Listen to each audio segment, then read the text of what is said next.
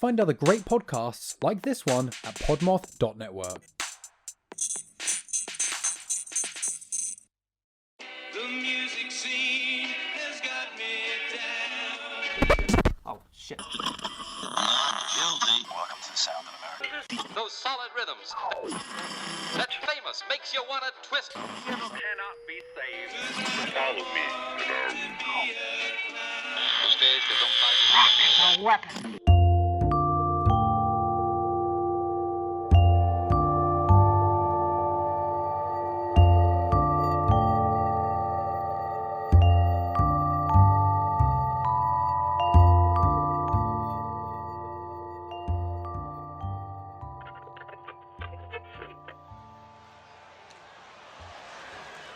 Bottom of the Eighth. Written by Andrew Shanks. Read by Liam White. Aging pro baseball player Greg Nicheski arrived at the stadium to find that his normal position, the right field, had been replaced by an ever so slightly increasing, utterly bottomless hole in the earth. Management of the baseball team refused or ignored to address the issue before the start of the game, and Greg, being the professional he was, shared right field with the sinkhole. He didn't actually seem to mind. Sure, his stats would take a dive for the day, but his averages were trending downward for seasons now. His knees were a nagging, weighted reminder that he was not who he once was. Ever the professional, Greg played his part as best he could, knowing sooner rather than later he would be a footnote in the team's history, a feeling made more apparent with the sinkhole to his left. He had seen maybe 4 pop flies come his way all game. The sinkhole fielded them all. It wasn't until he took the field at the bottom of the 8th inning that Greg was immediately struck by the appearance of a woman standing at the edge of the bottomless crater. Security seemed nonplussed, the crowd's attention barely a register. She looked particularly sad as she eyed the cavernous void. Her eyes were woeful, determined, as she balanced on the tips of feet, letting gravity do the rest, mere seconds away from throwing herself in. Greg, being the professional he was, dropped his glove and approached the woman. He said that no pain in this world was worth leaping into this massive unknown chasm. He praised the ballpark's concession stand and said that the first round was on him if she just took a step back. He said, "It's going to be okay," knowing it was a lie. And the woman knew too.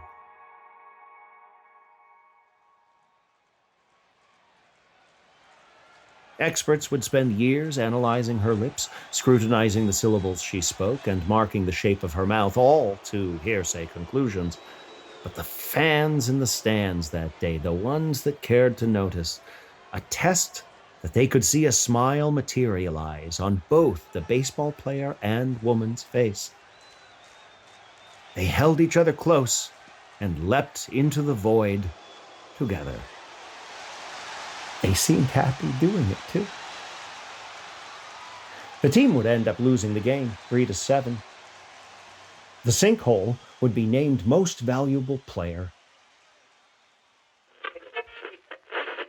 Ladies and gentlemen, the President of the United States.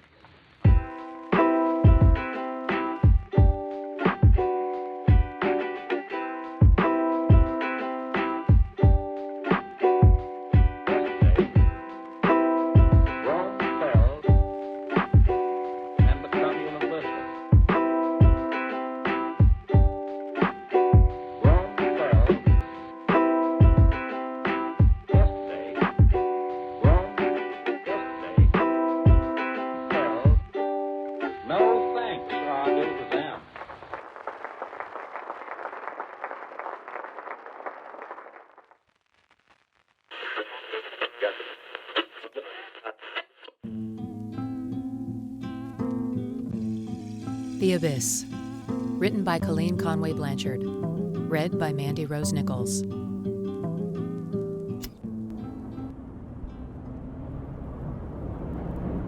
We all have our secrets, our mysteries. No one is innocent. Not in this dirty world. And what good is innocence anyway? We walk through life with nothing but our lies to protect us. Show someone your soul, what's left of it, and they'll swallow you whole. When I met Glinda, that's what I told her. Glinda, you're rotten and I'm rotten, and we might as well sit in the dark together and wait for the end. And she nodded and let her cigarette ash right on my silver silk shirt. Burned a hole right through. Just like Glinda, she burned a hole right through. I met Glinda in a pet store. She was stuffing an iguana into her bra. Glinda's got sticky fingers, and she likes reptiles.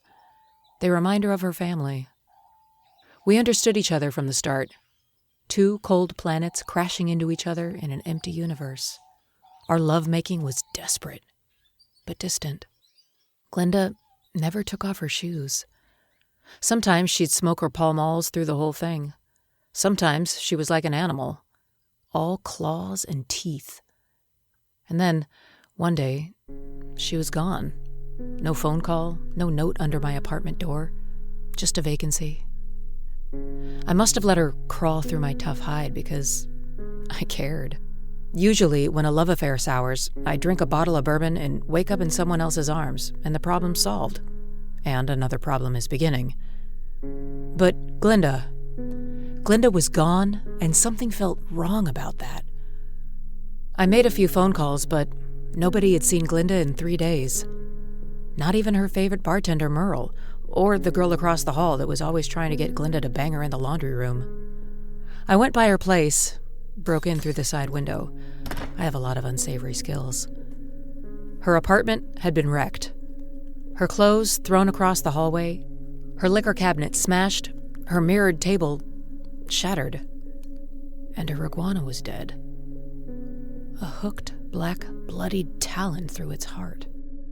Someone had been angry and thorough and unusual. I sat down heavily on her one unbroken chair. That's when I heard the scraping. It was coming from her kitchen sink.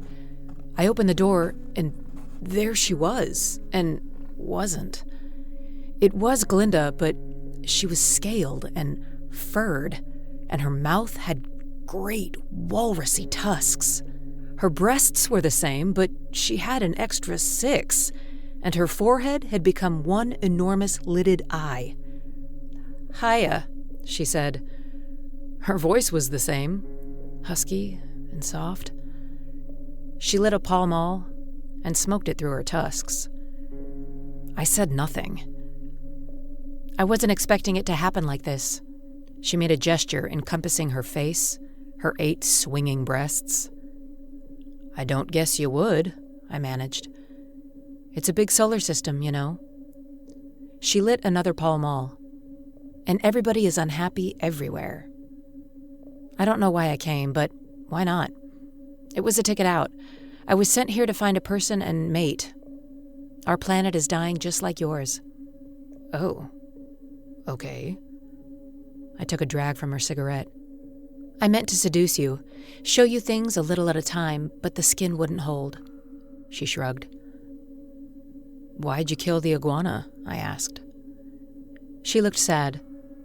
Her giant eye blinked away a tear. "He betrayed me. We're not the only ones here impregnating Earth people. The Venetians have been here longer and, well, never trust a reptile." "So, an outer space person trashed your apartment?" I ventured. "Yeah."